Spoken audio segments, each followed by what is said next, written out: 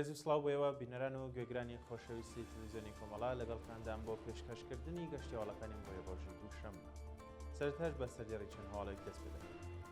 دەست بەسەرکردنی دوو چالاکی کرێکاری خەڵکی شاری سنە. بەردەوامی مانگرتنی کرێکارانی کانگەی زەرەشهورانی تیکاب. سەپاندنی حکمی 5 ساڵ زیندانی تەعزیری بەسەر مامۆستایەکیانی خەڵکی شاری بۆکان. لەسەر کاردەرکردنی کۆمەڵێک لە کرێکارانی شاغەڵ لە شیرکەتی قەندی خاورمیانە و لە سێدارەدانی هەژبانکراو لە زیندانەکانی ڕژێمی کۆماری ئیسلامی.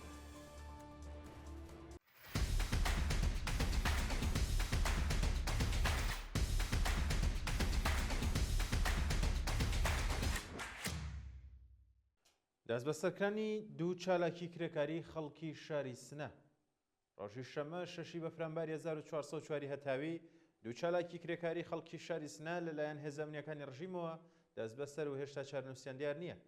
بەپێی راپۆرتی گەیشتوو ئەو دوو چالاکە کرێکاریە بەناوەکانی عەبدوڵڵا خانی و ئیدریس خوداکەرەمی پاش دەست بەسەرکردنیان ڕەوانەی گرتوخانەکانی ئیدارەی ئیتلاعاتی شاری سنە کراون و تا کاتی داڕشتنی ئەم هەواڵەش سەبارەت بە ئەو دوو هاوڵاتیە زانیاریەک لەبەردەستدانیە.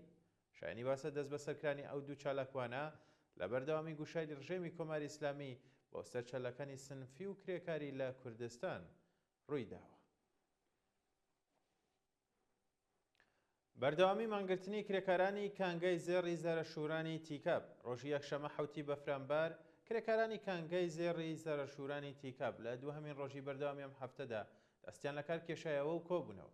بە پێوێنانی کە بەدەستمان گەیشتون کرێکارانی ناڕازی لە کۆبوونەوەکەدا بە وتنەوەی دروشم دژ بە گەندەڵی بەرپرسانی ڕژێمی کۆماری ئیسلامی ئاماژە بەوە دەکەن کە سەرەڕای چەندین جار کۆبوونەوە و ناڕەزایەتی دەربڕین نەک تەنیا بایەغ بە کێشەکانی کرێکاران نادە بەڵکو گوشارێکی زۆری ئەمنیان خستۆتە سەر ناڕازیان.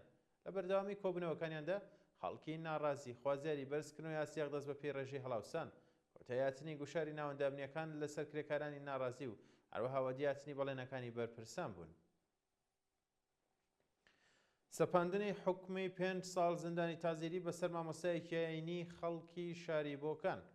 بەپێی راپۆرتەکان مامۆستایەکی ئاینی خەڵکی شاری بۆکان بەناوی محەممەد ساڵحی لەلایەن دەزگای قەزای ڕژێمەوە حکمی 5 ساڵ زیندانی تازیری بەسەردا سەپێنراوە.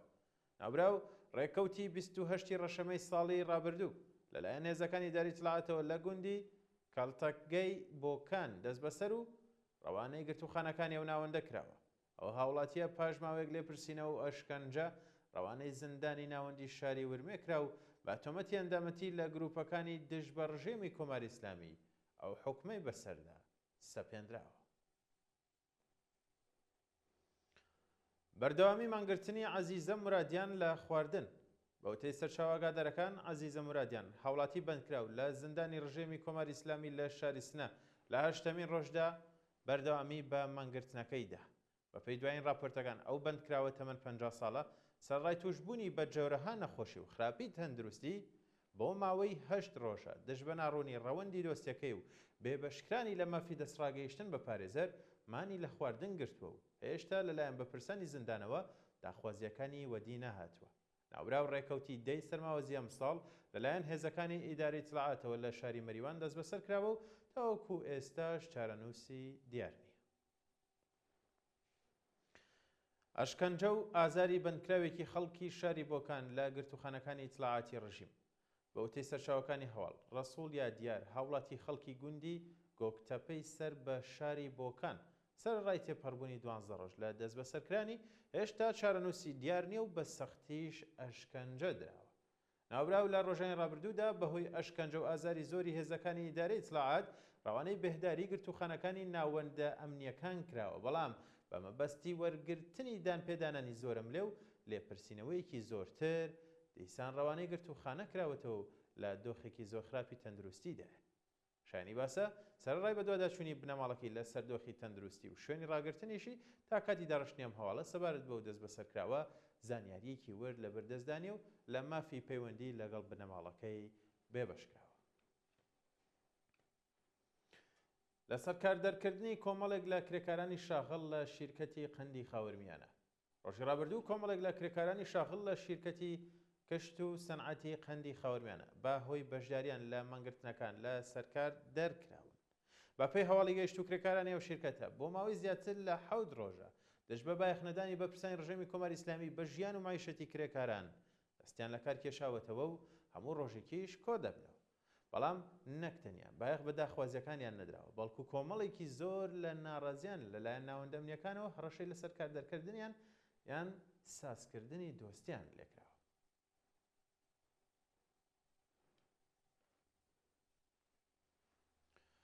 دەست بە سەرکانی لانیکەم 12 بنەماڵی بەلوچ لە شارستانی یەزد ڕۆژی یەکشەمە 7 بەفرامبەر زیاتر لە 12 بنەماڵی بەلوچی بێناسنامە لەلایەن هێزەکانی ڕژیمەوە لە شاری یەزد دەست بەسەر و مەترسی دیپۆرکردنەوەیان بۆ ئەفغانستان لە ئارادایە. بەپێی هەواڵی گەیشت و دەست بە سەرکراوان کە زیاتر لە 60 شارۆمەندی بەلوچن ڕەوانەی کەمپەکانی سنوورداشکردنەوەی پەنابەرانی ئەفغانستانی کراون و مەترسی دیپۆرکردنەوەیان بۆ ئەفغانستان لە ئارادایە. بە وتی سەرچاوە خۆجێیەکان دەست بە سەرکراوان کە بەشێکیان بریتین لە منداڵان و کەسانی بەسەڵاچوو لە دۆخێکی زۆر خراپ دەڕاگیراون و پێیان ڕاگەیەندراوە کە لە ڕۆژانی داهاتوودا بۆ کەمپێکی دیکە لە شاری زاهدان دەگوازرێنەوە و پاشان ڕادەستی ئەفغانستان دەکرێن. دوایین هەواڵ لە سێدەردانی 8 بەندکراو لە زیندانەکانی ڕژێمی کۆماری ئیسلامی لە ڕۆژانی ڕابردوودا 8 بەندکراو لە زیندانەکانی ڕژێمی کۆماری ئیسلامی بە تۆمەتی کوشتنی بانقەست و پەیوەندیدار بە مادە هۆشبەرەکان لە سێدارە دراون. بەپێی راپۆرتی ڕێکخراوەکانی مافی مرۆڤ سێ هاوڵاتی بەناوەکانی جەعفەر نەجەفی، عەلی کەلخانی و موسا ڕەحیمی ڕاد بە تۆمەتی پەیوەندیدار بە مادە هۆشبەرەکان لە زیندانەکانی عێراق و قەزوین و سەمنان ئیعدام کراون.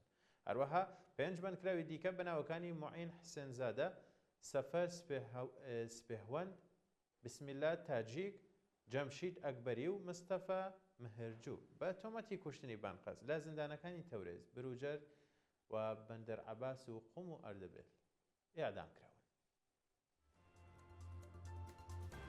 بینەران و گوێگرانی خۆشەویست گەشتیاوەڵەکانم پێشکەشکردن کات و ساتێکی خۆش بۆ هەموویان.